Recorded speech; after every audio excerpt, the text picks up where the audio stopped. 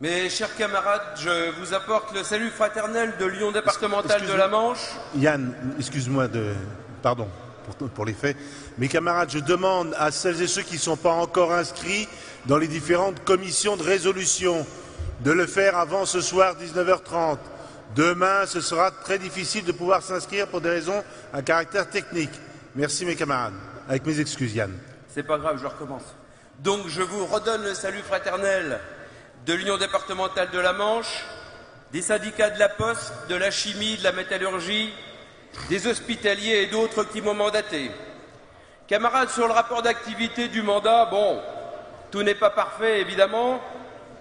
Le point vraiment négatif, c'est la signature de l'accord de janvier 2008 de restructuration du marché du travail. Je ne reviens pas dessus pour les détails. Je vous renvoie au compte-rendu du CCN de février 2008. Camarades, pour nous, cette signature était une erreur, mais suivant le conseil de Jaurès, nous avons eu le courage de la dominer et de continuer notre chemin en toute indépendance.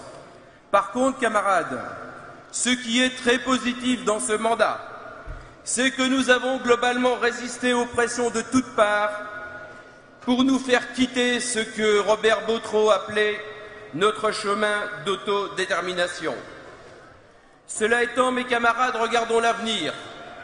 Il est plutôt sombre.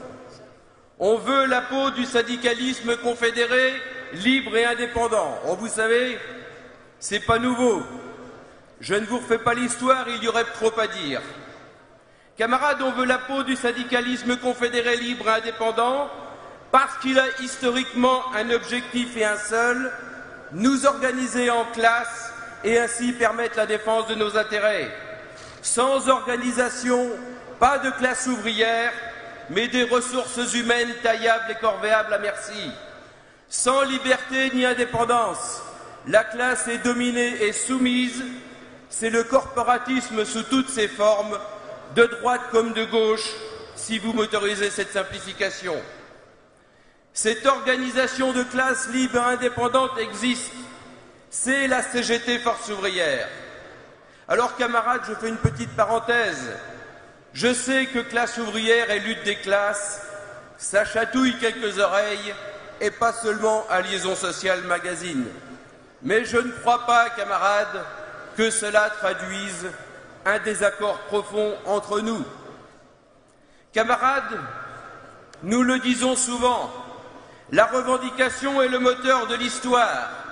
C'est parce qu'elle concrétise le rapport de classe. Revendiquer, c'est réclamer ce qui nous appartient et qui se trouve dans les mains d'un autre. Et la véritable revendication n'existe que dans l'indépendance, mais l'indépendance syndicale, c'est une affaire de chaque instant, difficile et exigeante. C'est difficile parce que c'est un combat permanent contre l'État, contre les patrons, contre les partis, contre les religions et contre les pseudo-syndicalistes. Et pas seulement, camarades, depuis la position commune et la loi du 20 août 2008.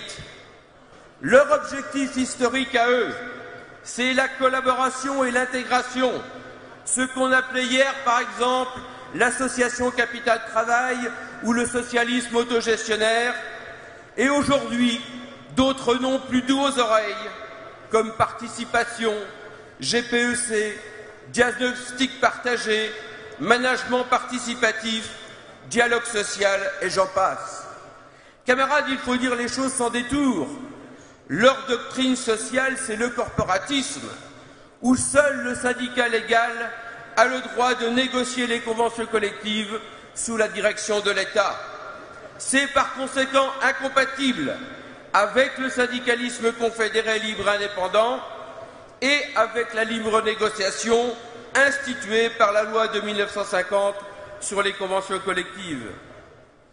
Cette loi de 1950, qui est à la base de notre pratique contractuelle, est une reconnaissance juridique de l'existence de classes obtenue par Force ouvrière un demi-siècle après la charte d'Amiens. Quand même, camarades, entre parenthèses, si la classe ouvrière a conquis de nombreux droits pendant les 30 Glorieuses, c'est bien grâce à la signature d'une multitude d'accords de branche négociés sur la base de ces revendications par Force ouvrière. Force ouvrière qui n'était pas le syndicat le plus important quand la grande CGT et la moderne CFDT n'en signaient aucun. C'est-à-dire, camarades, que s'il y avait eu à l'époque les critères de représentativité d'aujourd'hui, tous ces droits-là n'auraient pas été conquis. Mais il faut dire qu'à l'époque, il y avait du grain à moudre. Camarades, dans la bagarre pour les retraites, ce sont les mêmes pseudo-syndicalistes qui ont rivalisé d'imagination pour encadrer et canaliser la révolte de la classe, c'est-à-dire pour la trahir en refusant la grève que nous proposions. L'unité intersyndicale que l'on a tenté de nous imposer n'a rien à voir avec l'unité de la classe ouvrière. Cette unité intersyndicale, c'est le syndicat unique, mais maquillé en pluralisme syndical. Et toute cette stratégie perverse, menée par les appareils, y compris contre leurs syndicats de base, est bel et bien destinée, en dépit des apparences, à museler la classe ouvrière et à faire taire les revendications. Bref, camarades, alors qu'État, patron et pseudo-syndicalistes s'arrangent, Force ouvrière dérange, d'où la loi du 20 août 2008. Mais un danger nous guette, camarades. C'est croire que si nous sommes cooptés dans le cercle des représentatifs, nous aurons sauvegardé le syndicalisme confédéré, libre et indépendant. C'est une illusion, camarades, peut-être même suicidaire, parce qu'en l'état actuel des choses, il y a une totale incompatibilité entre notre syndicalisme confédéré, libre et indépendant et la loi de 2008. Et donc, camarades, si nous rentrons dans le cercle, ce sera encore plus difficile de conserver le cap. Nous devons donc prioritairement maintenir notre confédération syndicale libre et indépendante sans la moindre concession et quelle qu'en soit la contrepartie, et obtenir par tout moyen l'abrogation de la loi du 20 août 2008. Camarades, c'est normal de se féliciter lorsque nous avons des bons résultats aux élections. Mais camarades, ne nous trompons pas lors de mon objectif. Ce n'est pas en faisant des élections notre préoccupation principale et du comité d'entreprise notre principal outil syndical que nous sauverons la baraque. Camarades, je voudrais illustrer ce que je dis par un exemple. Nous avons dans la Manche un syndicat à la Fondation Bon Sauveur. C'est un établissement psychiatrique à but non lucratif, environ 1 millier de salariés. Depuis 2006, le syndicat a engagé avec la fédération un combat pour la bonne application de la Convention collective 51, notamment sur la question du calcul de la prime d'ancienneté.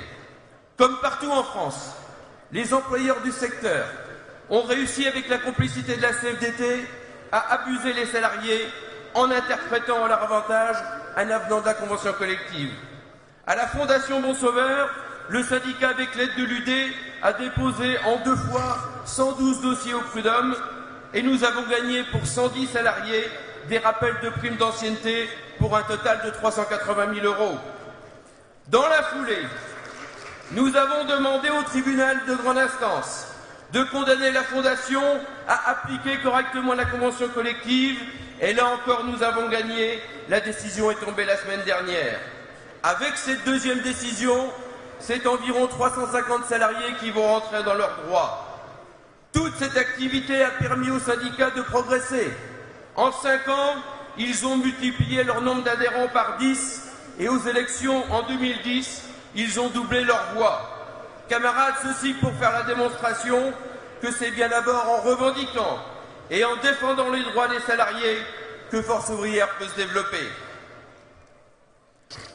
Camarades, au niveau international et européen, bien que les organisations autrefois libres et indépendantes soient désormais intégrées à ce qu'on appelle, camarades, pour conclure, camarades délégués des syndicats au Congrès, et au-delà de vous, les centaines de milliers de militants et d'adhérents en Force ouvrière, ce que vous voulez, ce que nous voulons tous, j'en suis sûr, c'est que vive la CGT Force ouvrière et que vive l'indépendance et la liberté syndicale.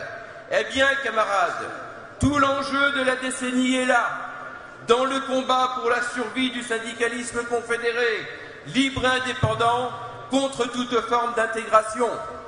Ce combat collectif, camarades, où nous ne pourrons pas nous passer des uns et des autres, ni être les uns contre les autres, je suis pour ma part convaincu que nous le gagnerons.